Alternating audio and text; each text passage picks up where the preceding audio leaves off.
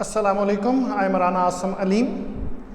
आज से मैं इंग्लिश ग्रामर, वो स्टूडेंट्स और वो लोग जो इंग्लिश को सीखना चाहते हैं, तो मैं एक सीक्वेंस के साथ पार्ट्स ऑफ स्पीच से लेके नेक्स्ट जो है वो जितनी भी टेंसेस और उससे जुड़ी हुई बाकी जितनी भी ग्रामेटिकल जो है वो पैटर्न्स हैं, तो उसके ऊपर जो है वो वीडियोस बनाने जा रहा हूँ।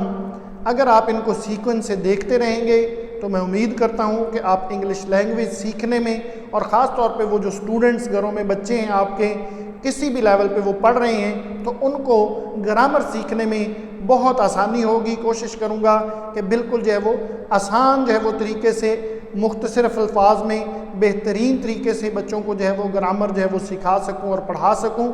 तो बहरहाल आज मैं एक ब्रीफ इंट्रोडक्शन देने जा रहा हूँ कि आज से हम जो है वो सबसे पहले ये समझने की कोशिश करेंगे कि व्हाट इज़ ग्रामर, ग्रामर की डेफिनेशन क्या है, ग्रामर को हम जो है वो क्यों इस्तेमाल करते हैं, इसकी हमें ज़रूरत क्या है।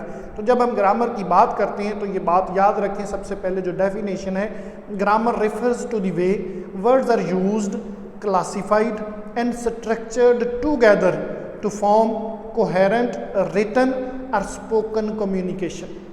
ग्रामर का असल मकसद ये है कि हम अल्फाज का इस्तेमाल कैसे करते हैं, उनकी क्लासिफिकेशन कैसे करते हैं और उनको इकट्ठा कैसे जो है वो करते हैं, उनको पुट टुगेदर, उनका स्ट्रक्चर कैसे बनाते हैं, ताकि एक मरबूत किस्म का जो है वो स्पोकन और रिटन जो है वो कम्युनिकेशन जो है वो डिस्कोर्स जो है वो बन सके। तो इसलिए हम ग्रामर जो है वो उसका इस्तेमाल करते हैं। अब जो नेटिव स्पीकर्स होते हैं उनको ग्रामर याद करने की ज़रूरत नहीं होती, क्योंकि वो जो है वो ख़ुद ब खुद अपनी लैंग्वेज पे उनकी दस्तरस होती है। लेकिन जब हम सेकंड लैंग्वेज की बात करते हैं, कोई भी फॉरेन लैंग्वेज होती है जो हमारी मदर लैंग्वेज नहीं होती, तो उसको सीखने के लिए हमें जो है वो हमेशा से ग्रामर की ही ज़रूरत पेश आती है। दो मेथड होते हैं ग्रामर के किसी भी लैंग्वेज को सीखने के लिए, एक को हम जो है वो ग्रामर ट्रांसलेशन मेथड GTM कहते हैं, और दूसरा डायरेक्ट मेथड है जिसे हम DM कहते हैं। तो एक तो तरीका ये है कि आप जो है वो उस कम्युनिटी में चले जाएं, वहाँ 2-4 साल रहेंगे आप, कोई सऊदी अरब चला जाता है, कोई इंग्लैंड चला जाता है, तो खुद ब खुद वो लैंग्वेज सीख जाता है और वो बोलनी शुरू कर देता है। इसको डायरेक्ट मेथड कहते हैं। दूसरा मेथड जो हम जैसे लोग जो है वो फॉरेन लैंग्वेज को सीखते हैं, तो हमारे लिए जो क्लासिकल मेथड है वो ग्रामर ट्रांसलेशन मेथड है कि with the help of our own language we learn the second language और फॉरेन लैंग्वेज। तो इसके ऊपर जो है वो हम इसको सीखने के लिए अपनी ज़ुबान का इस्तेमाल करते हैं। विद द हेल्प ऑफ जो है वो our own language we learn the second language. तो आज से मैं ये कोशिश करने जा रहा हूँ कि मैं हर रोज़ तरतीब से कुछ वीडियोस बनाऊँगा जिसमें हम जो है वो डेली बेसिस पे इन्हीं चीज़ों को डिस्कस करेंगे और बिल्कुल जो है वो ग्रामर की, जिसे हम कहते हैं कि ABC से शुरू करके इंशाल्लाह हायर लेवल तक जाएंगे। तो बहरहाल जब भी हम ग्रामर की बात करते हैं तो उसमें ये बात याद रखें कि 3 चीज़ें हमें जो है वो, जो क्लासिकल मेथड है जिसके ज़रिए हम इंग्लिश सीखते हैं, 3 चीज़ें जो है वो बहुत ज़रूरी हैं। नंबर 1 जो है वो पार्ट्स ऑफ स्पीच हैं, नंबर 2 जो है वो इन्फ्लेक्शन है, और नंबर 3 सिंटेक्स है। ये 3 टर्म्स जो है वो किसी भी वक्त जब हम ग्रामर सीखनी शुरू करेंगे तो उस वक्त हमारे जहन में होनी चाहिए कि पार्ट्स ऑफ स्पीच, इन्फ्लेक्शन और सिंटेक्स।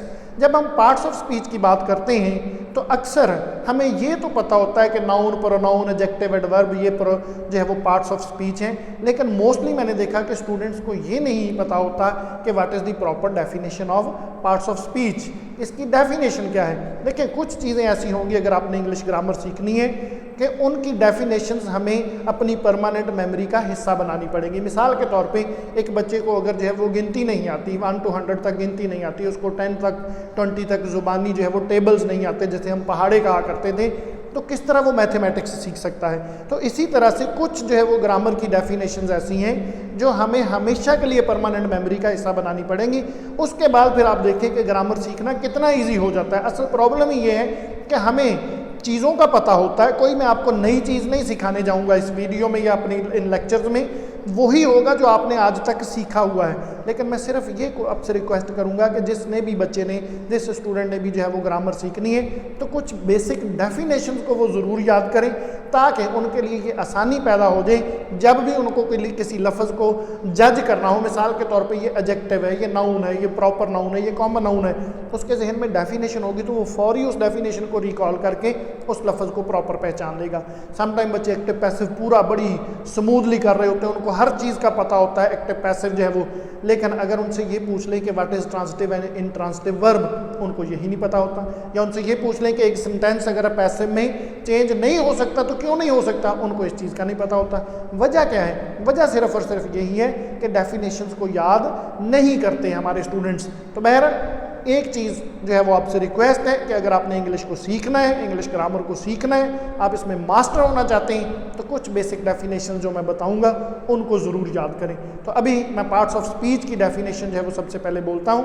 तो क्या कहते हैं कि different words perform different role in a sentence according to their place and position and these are called parts of speech.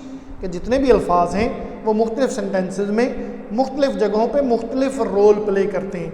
एक लफ्ज़ हमेशा एक रोल प्ले नहीं करता, कभी वो नाउन होता है, कभी वो एडजेक्टिव है, कभी हम उसको वर्ब बना लेते हैं। इसी तरह कभी जो है वो वर्ब को हम नाउन और नाउन प्लस वर्ब बना लेते हैं। तो हर लफ्ज़ जो है वो जैसे जैसे उसकी पोजीशन प्लेस चेंज होती है, उसका रोल चेंज होता है, उसका नाम भी तब्दील हो जाता है। तो जब आपके जहन में ये प्रॉपर जो है वो डेफिनेशन होगी पार्ट्स ऑफ स्पीच की, तो आपको ये आसानी हो जाएगी कि आप मुख्तलिफ पार्ट्स ऑफ स्पीच और उसके फंक्शन को समझ सकेंगे, उस रोल को जो है वो आप समझ सकेंगे। तो बहरहाल पार्ट्स ऑफ स्पीच डेफिनेशन मैंने बता दी।